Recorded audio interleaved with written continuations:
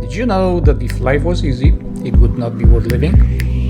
Welcome to Atlantean Gatekeeper. I am your host, Stefan Paczewski. Welcome to part 2 about the magnetic flip and survival.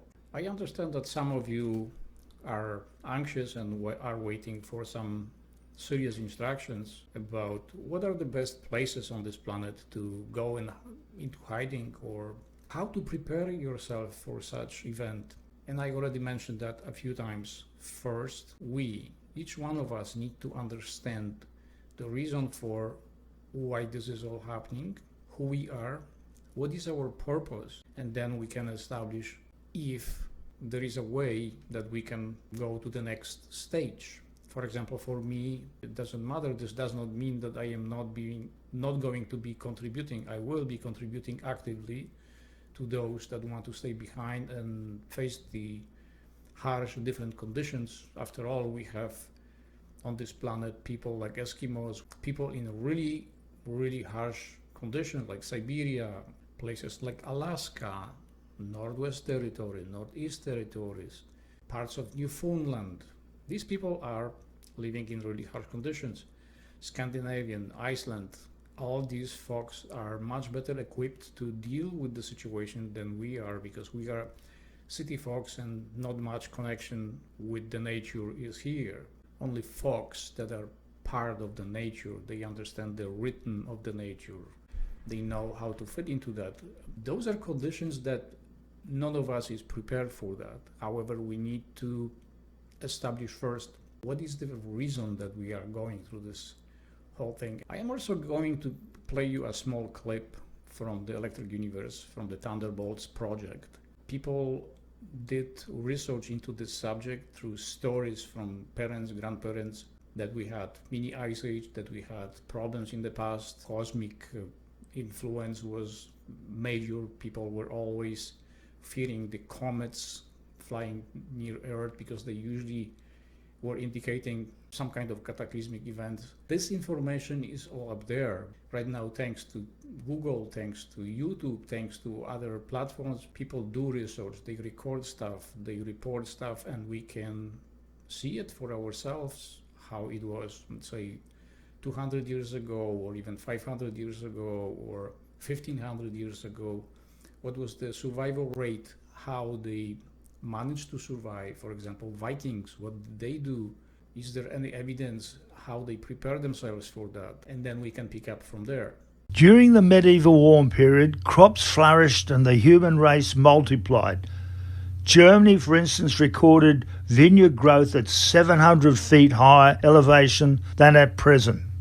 Temperatures worldwide averages 2 degrees Celsius warmer than now. China was 3 degrees Celsius warmer. Our world was a different place. Now see Ian Plimer's research for evidence from tree ring growth, ice cores, sediment cores, glacier retrenchment, sea ice reports, plus a wealth of anecdotal evidence.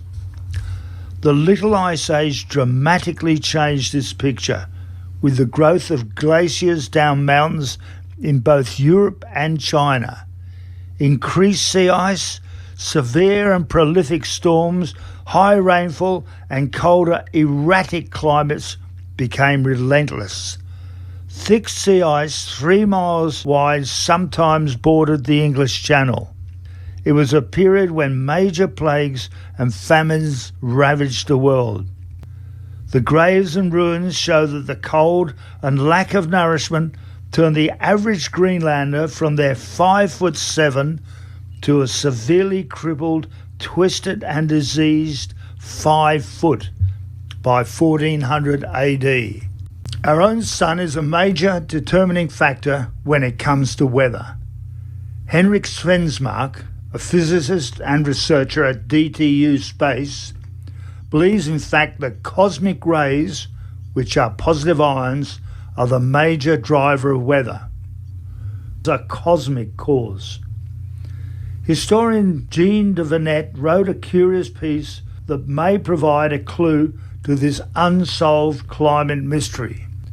Quote, in the month of August 1348, after Vespers, when the sun was beginning to set, a big and very bright star appeared above Paris towards the west.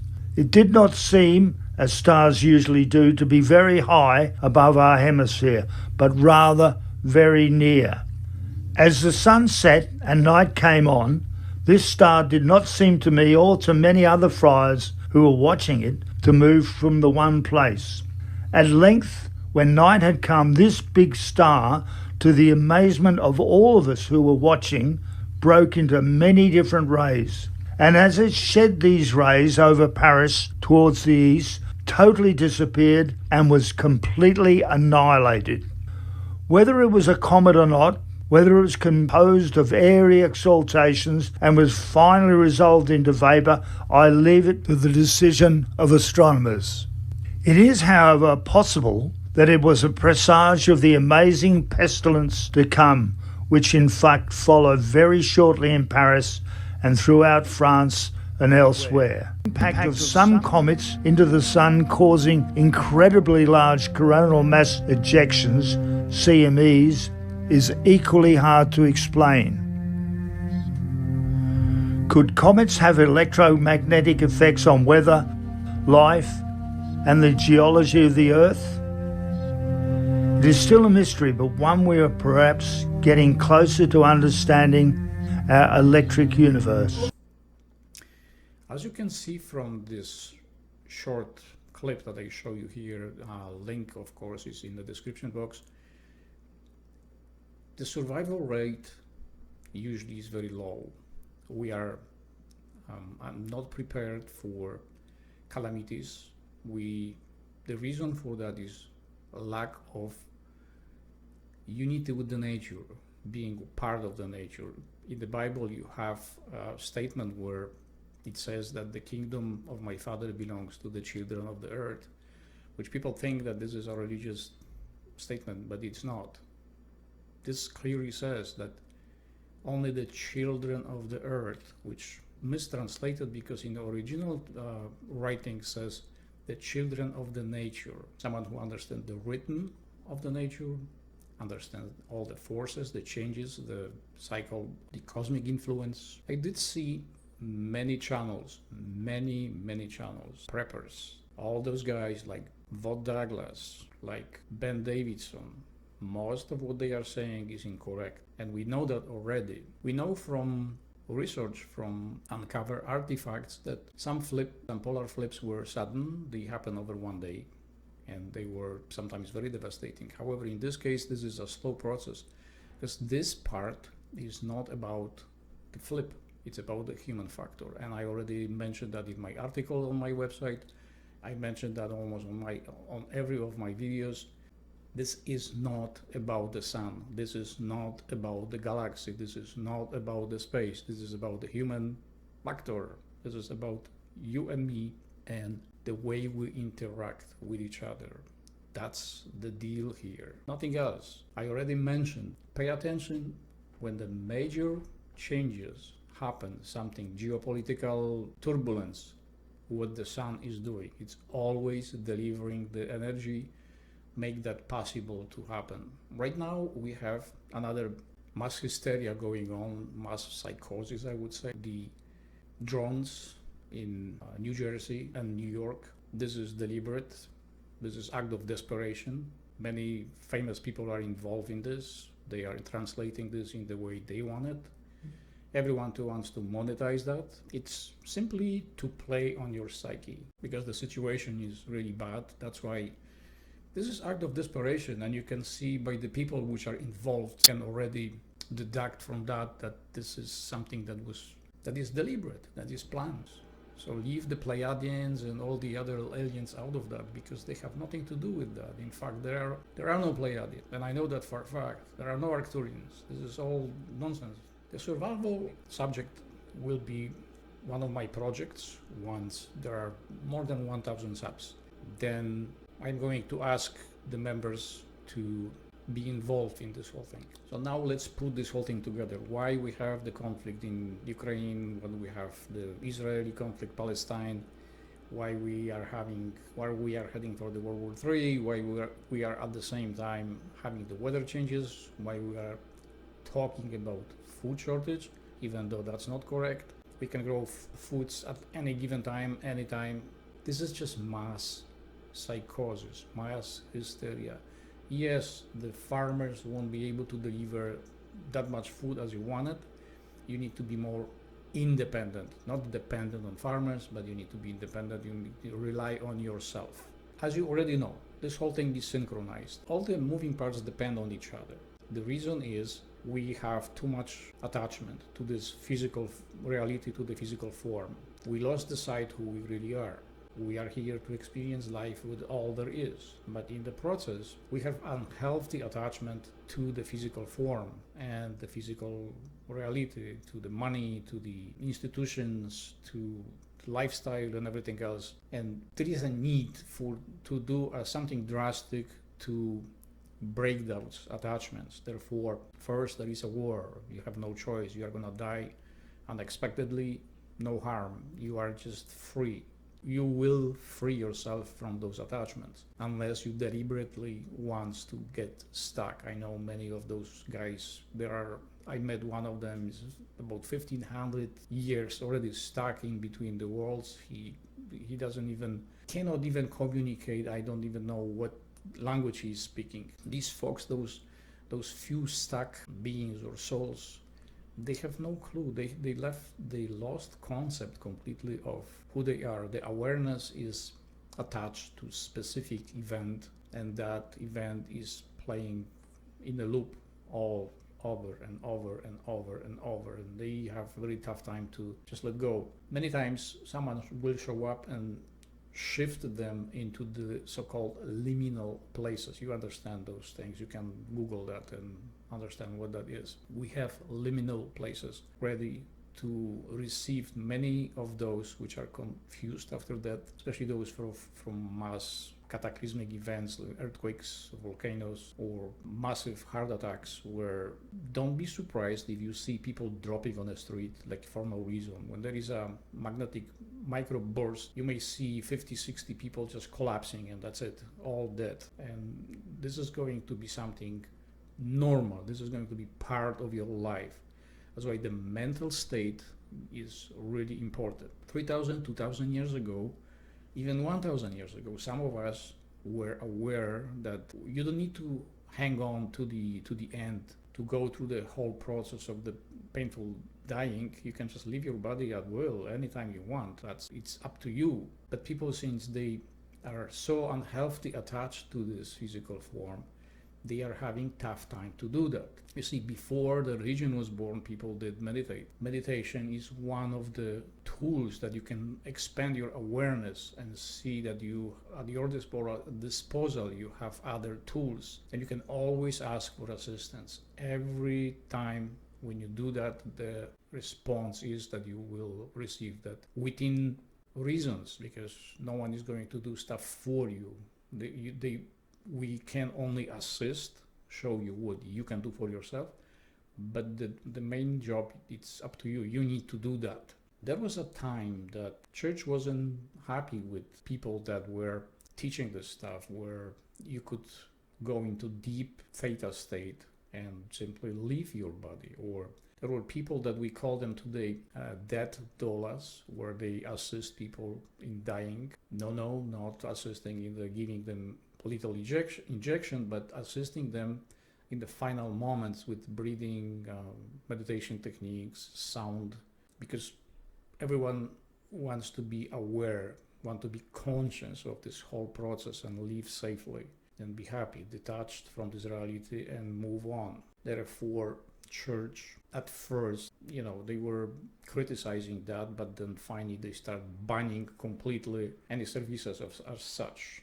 Because this was something in Europe. Even my grandfather and my grandmother, they were telling me about such services, that there were very highly trained individuals, and they usually show up in a village. When someone was about to die, they knew which house. They were just going there and say, okay, I am going to be with you, praying to the last minute. They were asking for certain items and helping with this whole process. And soon after, there were, of course, misinformation going around, and stories, horror stories. And when they start showing up in villages. They were chased out. They were some of them were abused violently, beaten up. Some of them were killed. So this whole process went underground, and eventually no one wanted to take a risk for being injured, and they stopped doing that. You have the rights to be born, but you have also the rights to die, and it is your choice how you're going to do that. No one can tell you that. No government, no medical establishment, no family member, no one. This is up to you. I remember the fight over the eugenics. People wanted to establish some institution that is helping people, those that want to just leave because of terminal illness or whatever the reason was. How much negativity to this day it is, how much taboo that is surrounded with. This is all bullshit. If you could see how wonderful this moment is, it's amazing. With time, I am going to show you some footage from actual moments where people were dying. You are going to have tears in your eyes. This is something fantastic. But you need to understand, not to be afraid of that. You are always welcoming your baby, or whenever your child was born, with welcoming with love and compassion and what's not. And yet, when people are dying, you are just, oh my God, there are going to be ghosts. They're gonna come, and they are gonna be ghost sightings. This whole world is so screwed up right now. It's a challenge, but this is your challenge. You need to go through that. You decided to experience this. I mentioned that already, bad people on this planet. There are stupid situations, people doing stupid things, but this is necessary. This is part of our growth. This is part of our self-awareness and building character, because after all, the more experience you have in the physical form, and you are able to detach yourself from those circumstances as well, set yourself free each time, and pick different experience, different form, the better for you. You become master. And that might be trouble for some of you, what I am saying, because you were expecting, as I said already on the beginning, the safe places to go somewhere underground in Rocky Mountains or what's not. Please don't, because the changes on Earth, they are going to be gradual. They already are in progress. I am suspecting that sometimes in the springtime there is going to be massive earthquake, claiming lots of people. There are going to be floodings because the crust is already on the move.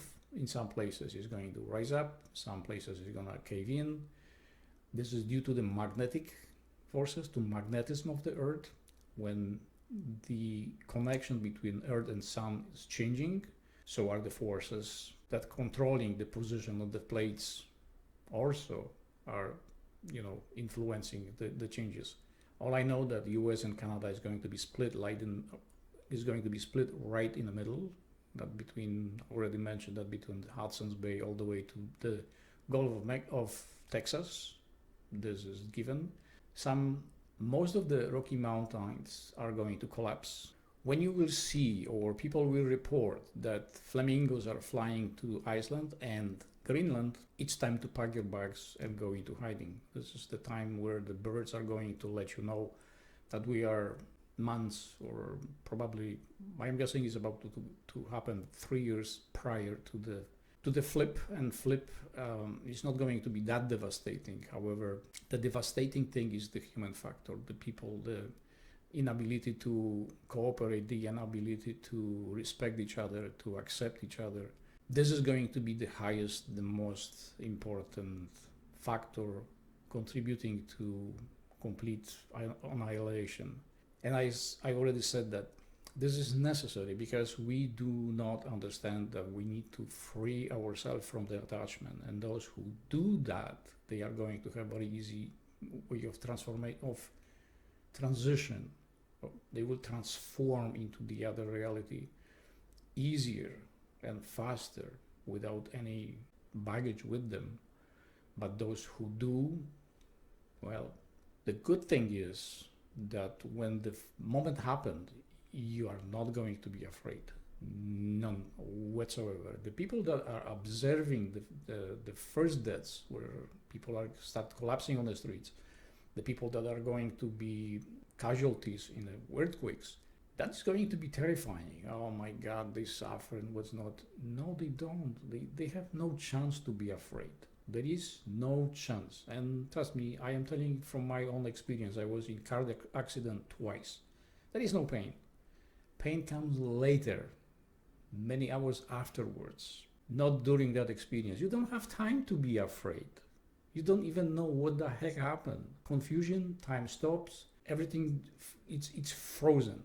That's how it feels. The same thing was with the people which were drowning during the Indonesian tsunami, where more than 1,000 people died. Same thing, they had no chance to be afraid. They just were gone. After the next segment, I'm switching gears. We need to put the esoteric science in the proper place. We need to put the hermetic principles in the proper place. What our life is, what is its purpose, what are our options.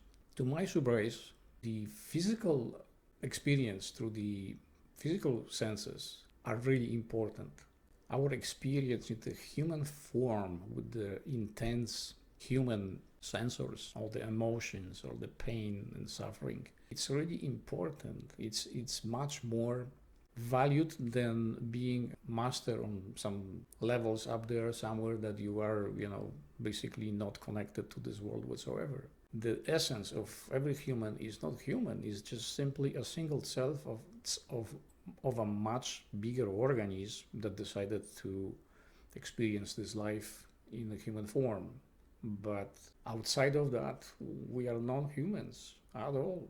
We are just essence, which is seeking constantly different way of experience in the physical world to understand what it is, how it feels to be a grass, a tree, a dog, a cat, human, an idiot, a saint, a devil. All those options are open for us, and the more we understand that, the better. And in fact, the people which are going farther and farther into the darkness, they are having immense amount of support and protection. We learn from that a lot. We would not know how that is. I will probably end up here, and I would say